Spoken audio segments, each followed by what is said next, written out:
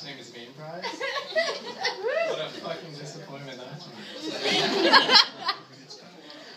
So, hey, Carlton Place, what's going on? Welcome to the end of the fucking world party. Yeah. Get your Nike sneakers ready. It looks like it's going to be a fucking bad day. But I mean, the end of the world, that's just so ridiculous, right? I mean, we all have a better chance of seeing a monkey running around IKEA with code than this being the end of the fucking world. But you know the worst thing about that story was that monkey has its shit together so much more than I do. I mean, did you see that coat? It was kind of nice. And she was clearly shopping for furniture. Me, I was shopping at the Dollarama that day. Jeez. But the end of the world, it's just bullshit. I mean, I think we need to start thinking seriously about who we're getting our information from. Nostradamus and Sylvia Brown. I mean, come on, right? That's a doctor who didn't see the Black Plague coming. And a woman who didn't think she was going to jail for tax evasion. My mother gives better predictions than those guys.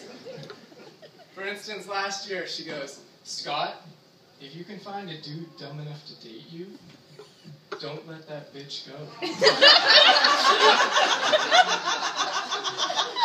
Sage advice. But seriously, I know this isn't the end of the world because Mitt Romney is not president. Seriously, Mitt Romney had about as much business trying to get access to the White House as I have trying to get access to an acting career as anything other than the before character in a soap commercial.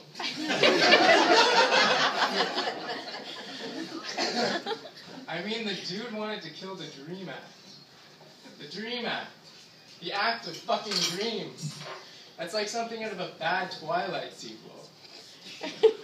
Only instead of looking at Taylor Lautner, we have to look at Paul Ryan's face for the next 4 years.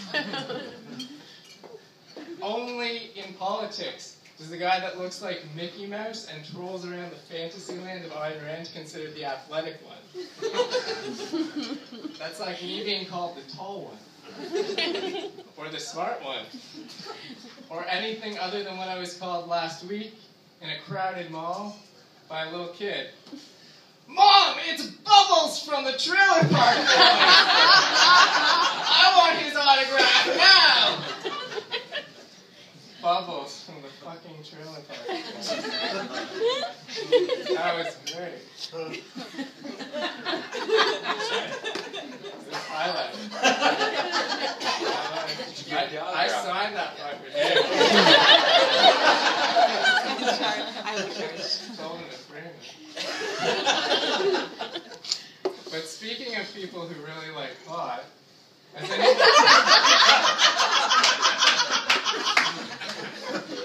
has anybody heard that the government's going to up the cost of medical marijuana? They're going to raise it by 4 times what it was last week. Which means I'm going to have to start getting my pot at the corner of Lake Avenue and Bridge. By that abandoned Tim Hortons you guys all have. It's where I got it when I was a kid. I was from here.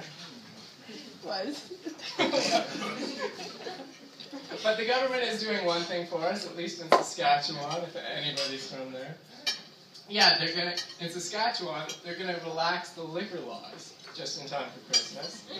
Yeah, they're going to start serving alcohol in movie theaters and allow stripping in nightclubs, which is pretty sweet, especially because it means I won't have to bail my grandmother out of jail this Christmas. Oh my gosh, she's such a prostitute.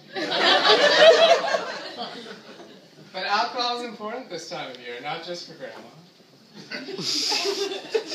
I mean, case in point, last week, me and my partner went to his parents' place for Hanukkah, and I thought I'd tell them a bit about my religion. I'm a Jain, which is this ancient Indian religion based on non-violence to all living things.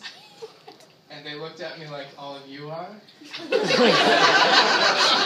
Like I just pissed on one of their legs and tried to tell them it was raining, which was super awkward because I just done that the night before. Fucking tequila. But the thing you need to know about Evgeny's parents, besides the fact that they both looked like John Goodman from the waist up,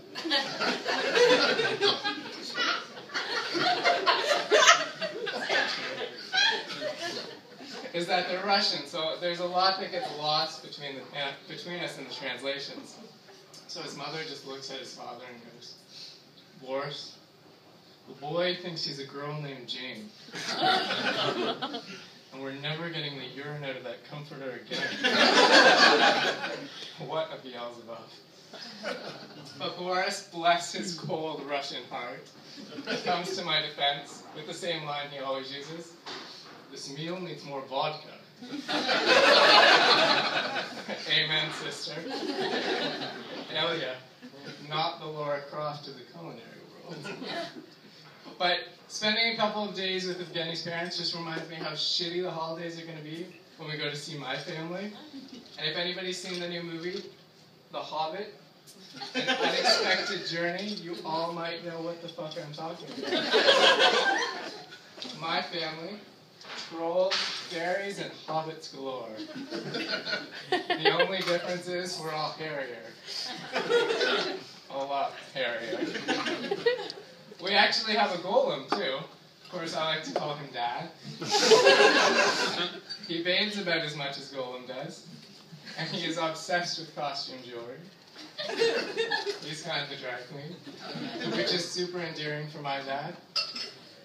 But if this really were the end of the world, I would totally go to his piece of shit farm. And it would be so much better than last year at this time.